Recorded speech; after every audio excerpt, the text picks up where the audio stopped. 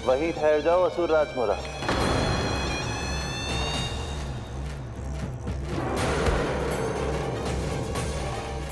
यहाँ क्यों आए? आपको पराजित करने और ये वैकुंठ जीतने, ताकि मैं यमलोक का स्वामी बन सकूं। फिर आओ, युद्ध भूमि में मेरा सामना करो।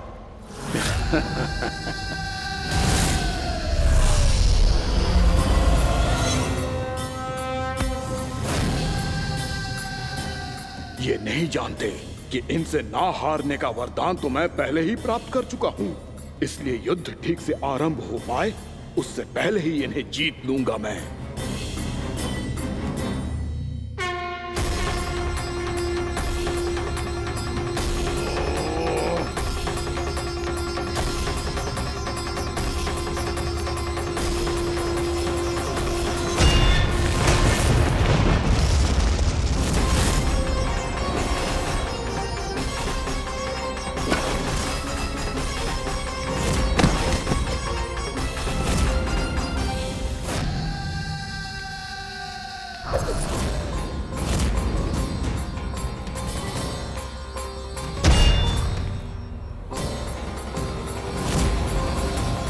और इस प्रकार ये युद्ध वर्षों वर्षों तक चलता रहो।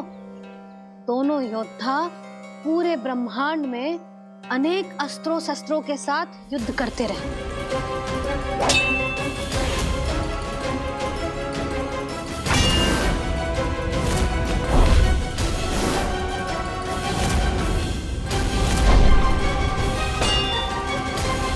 फिर क्या हुआ मैया?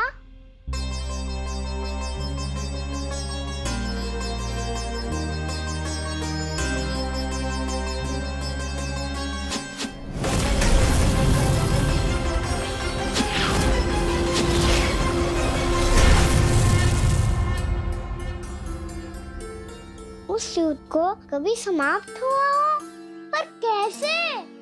शीघ्र ही वो राक्षस थक गौ लल्ला।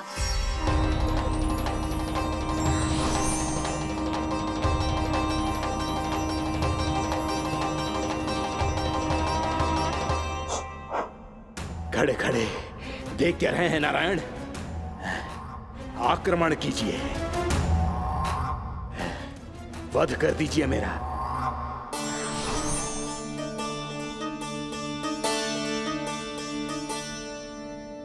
मैं तुम्हारी वीरता से प्रभावित हूं,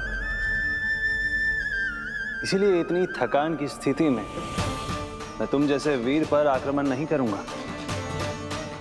जाओ विश्राम करो। यदि फिर से युद्ध करने की इच्छा हो तो तुम्हारा स्वागत होगा।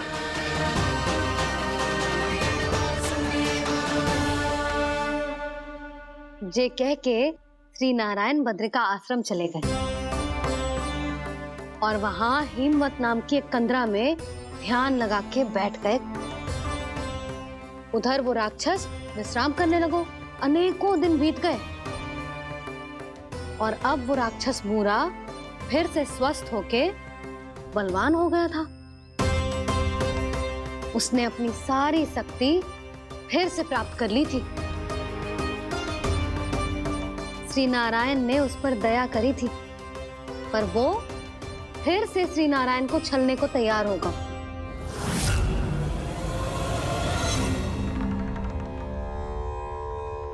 ध्यान में बैठे बैठे श्री नारायण योग निद्रा में चले गए, पर दुष्ट मूरा इसी अवसर का लाभ उठा के उनकी कंदरा में घुस आयो, ताकि वो सोते हुए श्री नारायण पे आक्रमण कर सके।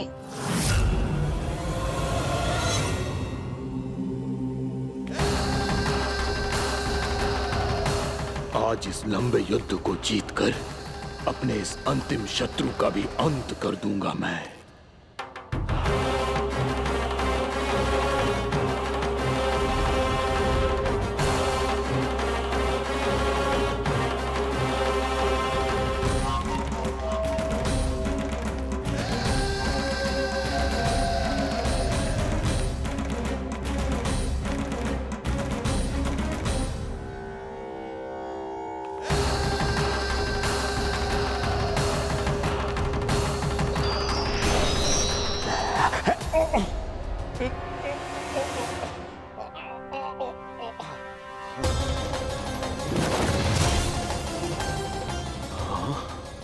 दुष्ट राक्षस! प्रभु ने तुझ पर दया की, तुझे संभलने का अवसर दिया। तू इन्हीं पर ही छल से वार करने चला है।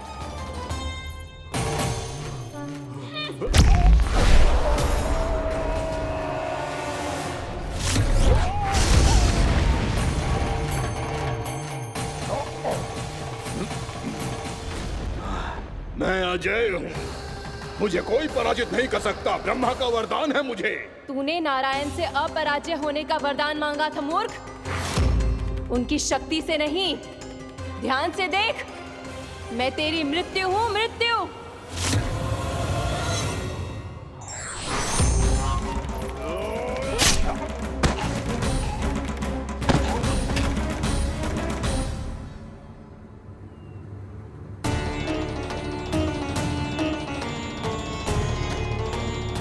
वो देवी कौन थी छोटी माँ?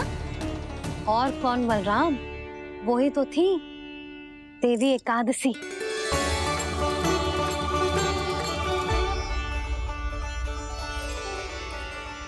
मुझे क्षमा कीजिए प्रभु, आपकी आज्ञा के बिना ही युद्ध करके आपके शत्रु को मृत्यु के घाट उतार दिया। क्षमा नहीं, आपकी तो प्रशंसा होनी चाहिए देवी। असुर राज को मारकर आपने सभी देवताओं को मुक्त करवाया है। इस पापी के अहंकार से तीनों लोकों की रक्षा की है आपने। आप एकादशी की तिथि पर मेरी एकादश इंद्रियों से उत्पन्न हुई हैं।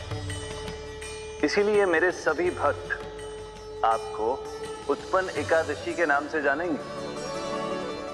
सभी तिथियों में आपका स्थान सर्वश्रेष्ठ होगा।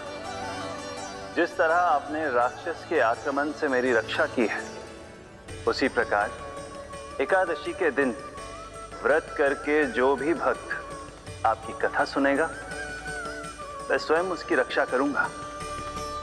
जो आपकी पूजा करेगा, उसे मेरी विशेष कृपा प्राप्त होगी और उसके साथ साथ उसे मिलेगा धन, सिद्धि और मोक्ष।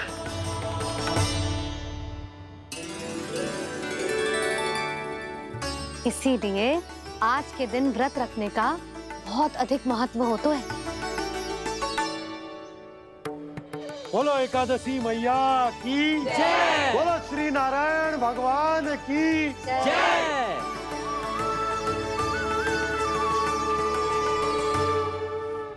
प्रभु की कृपा से एकादशी का महत्व भी पता चल गो और मेरा व्रत भी सफल हो गो। अभी नहीं भूला राम, एकादशी का व्रत पूरी तरह तभी सफल होता है जब द्वादशी के दिन उसे पूरा किया जाता है।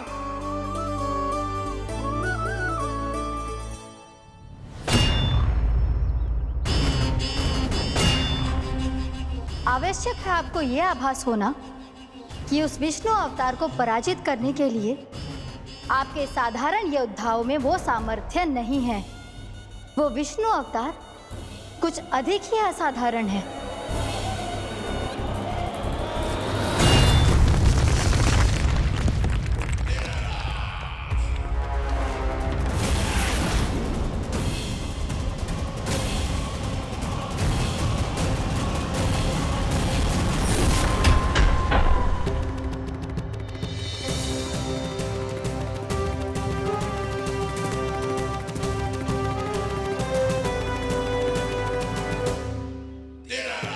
अब मैं दिखाऊंगा उस विष्णु अवतार को असाधारण शत्रु क्या होता है।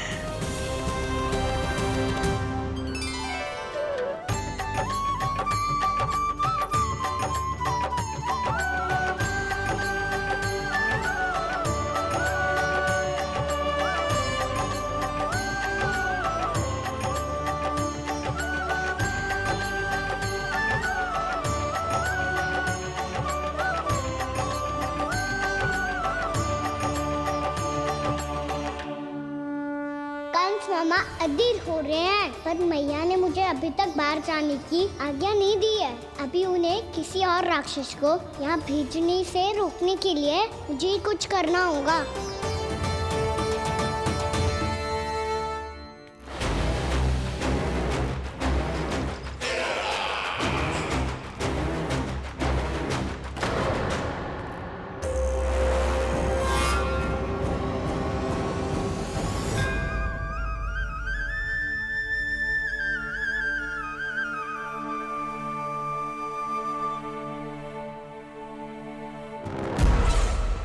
कौन हो तुम? बचपन से ही मुझे मारने का सपना देख रहे हैं, सिर्फ मुझे ही नहीं पहचानते।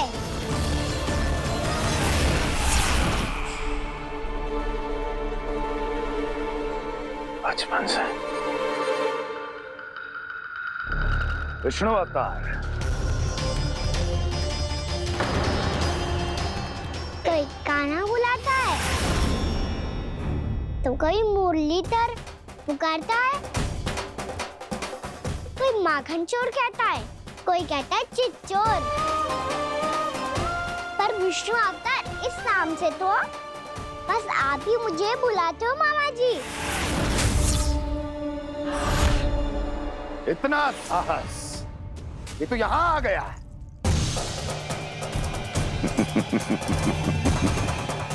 यहाँ आ तो गया तू विष्णु अवतार, किंतु यहाँ से जीवित नहीं जाएगा।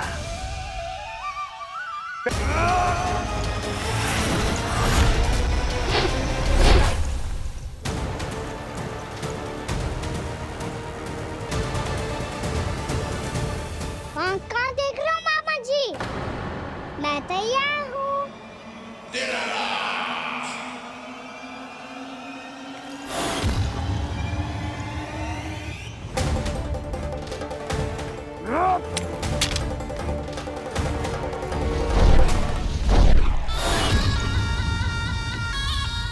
मामा जी, आप सदैव इसी तरह क्रोध में रहते हो क्या?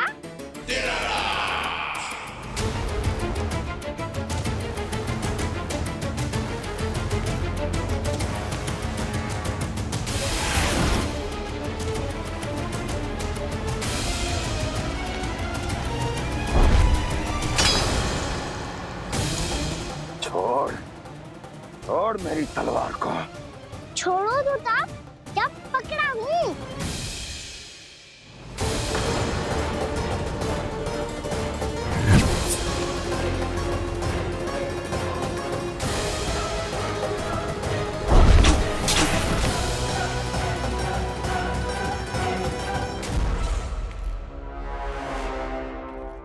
मामा जी,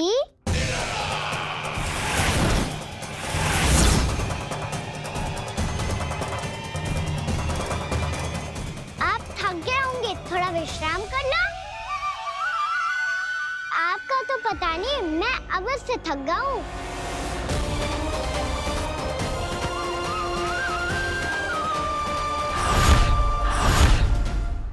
मेरे सिंहासन पर बैठने का तो साहस। अभी तो बस अभ्यास कर रहा था मामा जी, भविष्य में मुझे तो बैठना है यहाँ। आपने बल प्रयोग करके से अपने पिताजी से छीना था, मैं आपसे छीन लूंगा। जो छल और बल से लिया जाए वो अधिक समय तक टिकता नहीं है मामा जी।